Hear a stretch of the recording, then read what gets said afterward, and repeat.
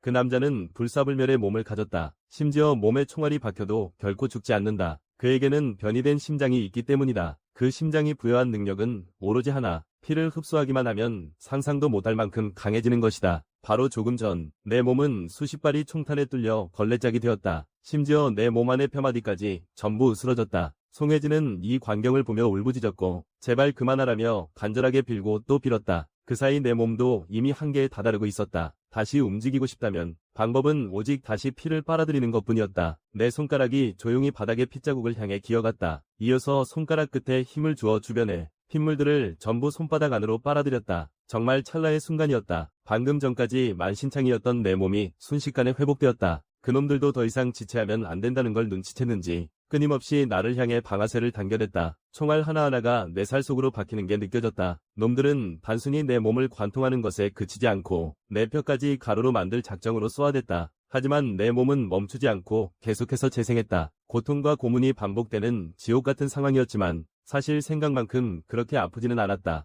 예전에 실험실에서 당했던 고문에 비하면 이 정도 통증은 정말 아무것도 아니었으니까. 심지어 온몸에 펄펄 끓는 용암을 뒤집었었던 적도 있었고 유압 프레스에 눌려 온몸이 압축되기도 했었다. 그때의 실험들과 비교해 본다면 고작 총알 따위가 더 아플 리가 없지 않은가. 퍽 하는 소리와 함께 내 주먹이 놈들 중 한 명이 앞면에 꽂혔다. 그놈은 그대로 허공을 날아 저 멀리 처박혔다. 총알 같은 이런 저급한 장난감으로는 나에게 상처 하나 입힐 수 없다. 공포심조차 심어줄 수 없단 말이다. 난 이미 상상 이상의 끔찍한 고통을 견뎌온 몸이니까. 현장의 모든 이들이 그 광경을 보며 사시나무 떨듯 떨었다. 놈들이 넋을 잃고 멍하니 있는 틈을 타 내 주먹이 폭풍처럼 놈들을 향해 몰아쳤다. 비록 놈이 내 주먹을 막아내긴 했지만 막는다고 막아질 공격이 아니었다. 내 주먹이 내리꽂히는 그 짧은 순간 놈의 뼈마디는 비명도 지르지 못한 채 바스러졌다. 화광하는 굉음이 울려 퍼지며 그놈의 신체는 벽 너머로 튕겨나가 처박히고 말았다. 이 광경을 목격한 졸개들은 경악을 금치 못했다. 이 자식의 속도와 힘은 대체 어떻게 된 거냐며 당황했다. 정말 눈 깜짝할 사이였다. 남아있던 세 놈마저 전부 내 손에 처리되었다. 내 눈동자에는 오직 서슬퍼런 분노만이 서려 있었다. 죽은 내 강아지의 원수를 갚아야만 한다. 오늘 너희 중에 살아서 나갈 수 있는 놈은 없다. 현장에 있던 모든 놈을 순식간에 날려버렸다. 맹세코 이제는 단 한 걸음도 물러서지 않겠다. 내 곁에 소중한 사람이 다치게 두는 일은 절대로 없을 것이다. 이제 해결해야 할 놈은 오직 보스뿐이다. 하지만 보스라는 놈은 이미 겁에 질려 떨고 있었다. 거기서 당장 뒤로 물러나. 안 그러면 내 여자친구를 당장 쏴 죽여버릴 테니까. 그러나 놈의 협박이 끝나기도 무섭게 내 주먹이 놈의 안면 정중앙을 묵직하게 강타했다. 내 속도는 애초에 놈이 반응조차 할 수 없는 수준이었다. 그 일격의 충격으로 놈은 방아쇠를 당길 힘조차 잃어버렸다. 내 얼굴을 타고 흐르는 검은 선들은 내 분노가 이미 극에 달했음을 증명하고 있었다. 쾅 하는 굉음과 함께 나는 있는 힘껏 주먹을 날려 그를 등 뒤에 있는 가스통 위로 처박아버렸다. 저런 왜소한 몸집으로는 내 주먹의 위력을 절대 버텨낼 수 없으리라. 어느새 보스의 등 뒤에 있던 커다란 통은 내 주먹에 처참하게 일그러져 있었다. 만약 그가 여기서 끝날 것이라 생각했다면 그건 정말 크나큰 오산이자 순진한 생각이다. 내 그림자가 천천히 그의 얼굴 위로 짙게 드리워졌다. 내가 한 걸음씩 자신을 향해 다가오는 것을 보자 그는 더 이상 평정심을 유지하지 못하고 무너져 내렸다. 제발 한 번만 살려주세요. 제가 정말 잘못했습니다.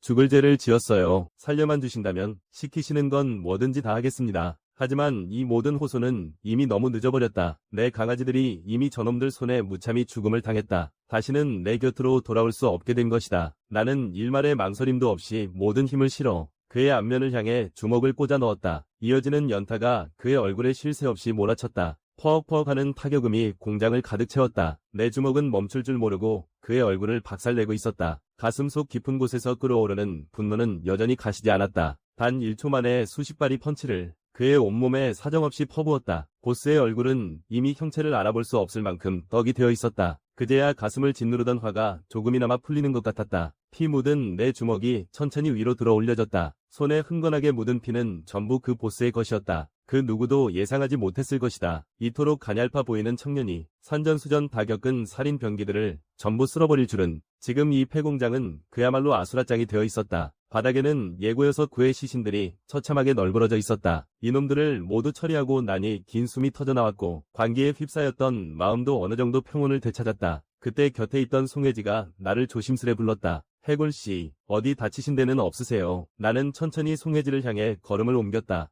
하지만 지금 내 몸에서 뿜어져 나오는 기운은 꽤나 섬뜩했다. 나와 친밀했던 송혜지조차 내 모습에 몸을 조금 떨고 있었다. 정말 괜찮으신 거예요. 그렇게나 총을 많이 맞으셨으면서. 나는 한마디 말 대신 송혜지를 와라 껴안았다. 하늘이 도왔다. 네가 무사해서 정말 다행이야. 정말 다행이야. 더 이상 억눌러왔던 감정을 참아낼 수 없었다. 야속하게도 눈물이 봇물 터지듯 쏟아져 나왔다. 지금 내게는 그녀가 무사하다는 사실만으로도 충분했다. 그녀가 살아있다는 것이 얼마나 큰 위안인지 모른다. 하지만 나를 지키려던 강아지들은 모두 목숨을 잃었다. 그 사실이 내 가슴을 미어지게 만들었다. 동시에 나는 너무나도 두려웠다. 나의 가장 소중한 천사마저 잃게 될까봐 심장이 멎는 것 같았다. 송혜지에게 진심으로 고마운 마음뿐이다. 무사히 살아남아준 그녀가 사무치게 고마웠다. 송혜지는 위아한 듯 나를 바라보았다. 왜 저한테 고맙다고 하시는 거예요? 말을 하며 송혜지도 내 등을 따뜻하게 감싸 안아주었다. 고맙다는 말은 제가 해야죠.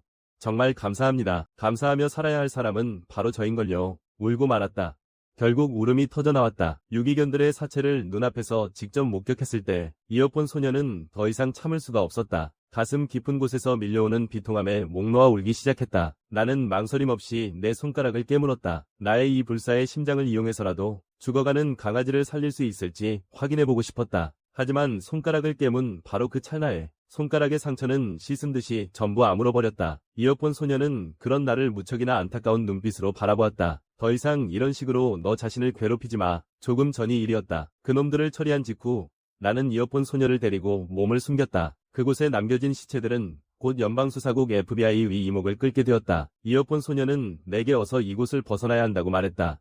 여긴 절대로 오래 머물러서는 안 될 곳이야. 어느덧 눈 깜짝할 사이에 1시간이 흘러갔다. 조금 전 나를 구해줬던 강아지들의 사체가 모두 이곳에 누워 있었다. 이어폰 소녀는 평소에도 이 아이들에게 자주 먹이를 챙겨주곤 했다. 그렇기에 아이들의 죽음은 그녀에게 형용할 수 없는 큰 슬픔이었다. 잠시 후 이어폰 소녀는 내가 손가락을 깨물어 그 피를 강아지의 입술에 적셔주는 것을 보았다. 이 강아지들도 부디 나처럼 다시 살아날 수 있는 재생 능력을 갖게 되길 간절히 바랐다. 이어폰 소녀는 서둘러 나를 만류하며 멈추게 했다. 네가 만약 이런 행동을 계속한다면 강아지들이 하늘에서 더 마음 아파할 거야. 나는 위아한 마음이 들었다. 이 녀석들은 나 때문에 죽었는데 나를 원망하지 않겠어. 이어폰 소녀는 내 위문을 다정하게 풀어주었다. 사실 이 아이들은 널 전혀 원망하지 않아. 강아지들이 너를 얼마나 좋아했는데 평소에 이 아이들은 사람들과 일정한 거리를 두며 피하곤 했어. 하지만 너는 유일한 예외였지. 나는 그제야 이 강아지들이 인간을 경계하며 늘 거리를 두어왔다는 사실을 깨달았다. 이어폰 소녀는 이 강아지들의 몸 구석구석이 누군가에게 학대당해 생긴 상처들로 가득하다고 했다. 녀석들은 아마 인간에 대해 끔찍한 기억만을 품고 있었을 것이다. 나는 이전까지는 그런 사정을 전혀 알지 못했다. 그저 이 녀석들이 원래부터 성격이 온순한 줄로만 알았다. 그렇기에 이어폰 소녀는 내가 만약 스스로를 해치며 자책하는 모습을 보인다면 강아지들이 분명 슬퍼할 것이라고 생각한 모양이다. 그녀의 설명을 듣고 나니 비로소 조금은 이해가 되는 듯했다. 이어폰 소녀는 나를 향해 환한 미소를 지어 보였다. 아이들이 너에게 망설임 없이 다가갔다는 건 분명한 사실이야. 그건 아마 너희가 서로 닮은 아픔을 겪었기 때문일지도 몰라. 실제로 상황은 이어폰 소녀의 말과 정확히 일치했다. 나는 실험실 사람들에게 끊임없이 연구 대상으로 이용당해왔고 내 몸에는 셀 수조차 없는 흉터들이 고스란히 남아있었다. 나는 그녀에게 나직이 고맙다는 인사를 건넸다. 네가 아니었다면 난 이 아이들의 진심을 평생 알지 못했을 거야. 바로 그때 내 등 뒤에서 가냘프게 낑낑거리는 소리가 들려왔다. 우리는 동시에 고개를 돌려 그쪽을 바라보았다. 그곳엔 강아지 한 마리가 기적처럼 살아있었다. 겉모습만 보고도 단번에 알 수 있었다. 이 아이가 바로 긴 귀위 새끼라는 사실을. 아까 이어폰 소녀가 이 아이를 찾지 못해 무척 걱정했는데 다행히 살아있었다. 그런데 이 강아지는 내게 다가오더니 줄곧 내가 있는 쪽으로만 걸어왔다. 그러고는 내 앞에 앉아 연신 꼬리를 흔들어댔다. 이게 대체 무슨 의미인지 나는 알 수 없었다. 나는 바닥에 엎드려 녀석에게 말을 건넸다. 너 설마 내가 원망스럽지도 않니? 내 친구들과 엄마가 다 나 때문에 죽었는데. 하지만 강아지는 대답 대신 내 손가락을 조용히 핥아주었다. 전혀 예상치 못한 반응이었다. 이 작은 생명도 나를 꽤 좋아하는 모양이었다. 심지어 내 곁에서 그대로 잠까지 들었다. 내 옆인 녀석에게는 안식처라도 된 걸까? 그 모습을 보는 이어폰 소녀의 마음도 조금 복잡해 보였다. 소녀 역시 어떻게 해야 할지 고민에 빠진 듯했다. 이 어린 강아지를 그냥 여기 두고 갈 수는 없는 노릇이니까. 설마 얘를 집까지 데려가야 하는 건가? 강아지를 데려간다면 나는 또 어떻게 해야 할지 막막했다. 그 실험실 인간들은 보통 악당들과는 차원이 달라 보였기 때문이다. 거기까지 생각이 미치자 이어폰 소녀는 곧바로 언니에게 전화를 걸 준비를 했다. 소녀가 언니에게 말했다. 언니 말대로 일단 다 처리하긴 했어. 근데 지금 어디로 가야 할지 모르겠단 말이야. 싱글벙글 웃는 이어폰 소녀의 표정을 보니 나도 의구심이 생겼다. 대체 무엇이 저 아이를 저토록 기쁘게 하는 걸까? 결국 나와 이어폰 소녀는 상의 끝에 강아지를 함께 데려가기로 결심했다. 얼마 지나지 않아 우리는 어느 아파트 단지에 도착했다. 이어폰 소녀의 집 안으로 들어선 나는 너무나 깨끗하고 정돈된 모습에 나도 모르게 감탄을 내뱉었다. 이렇게 정갈한 방은 태어나서 처음 보는 것이었다. 나같이 위험한 놈이 정말 이런 곳에 들어와도 되는 걸까? 내 걱정에 이어폰 소녀가 까르르 웃음을 터뜨렸다. 자기 목숨까지 걸고 나를 지켜줬으면서 뭐가 그렇게 위험하다는 거야. 그러고는 한마디 더 덧붙였다. 언니가 나를 꼭 한번 만나보고 싶어 한다는 것이었다. 소녀의 언니는 지금 어떤 사건을 조사 중인데 그 일이 나를 쫓는 실험실과 관련이 깊은 것 같다고 했다. 어쩌면 언니가 큰 도움이 될지도 모른다는 말과 함께 나는 멍한 표정으로 고개를 끄덕였다. 그때 무심코 옆에 있던 거울로 시선이 향했다. 거울을 본 순간 나는 완전히 얼어붙고 말았다. 거울 속에 비친 이 모습이 정말 나란 말인가. 옆에 있던 이어폰 소녀는 내 비명소리에 깜짝 놀랐다. 갑자기 왜 그렇게 소리를 지르고 그래. 하지만 소녀가 내 마음속 이 거대한 충격을 어찌 알겠는가. 내게 이목구비가 생겼다니. 살과 피가 흐르는 진짜 사람처럼, 심지어 이렇게나 멀쩡하고 잘생긴 얼굴을 가지게 되다니. 이것은 그야말로 믿기지 않는 기적이었다. 이어폰 소녀도 위아한 듯 나를 바라봤다. 설마 자기 얼굴이 돌아온 것도 모르고 있었어. 나는 그저 이목구비가 되살아난 사실이 믿기지 않을 뿐이었다. 내 얼굴은 여태껏 단 한 번도 재생된 적이 없었으니까.